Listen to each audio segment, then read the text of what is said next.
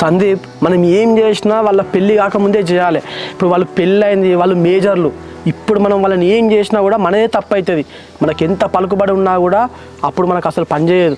మంచిగా టైం చూసుకోవాలి, ఎట్లా దెబ్బ కొట్టాలో అట్లా దెబ్బ కొట్టాలి వాళ్ళని. ఏంది బావా టైం చూసుకున్నాడు? ఊళ్ళో వాళ్ళు మన కళ్ళ ముందర ఉంటేనే పిచ్చిలేతాను బావ అసలు నాకు. సందీప్, ఇలాంటి టైంలో మనం ఓపికగా ఉండాలి.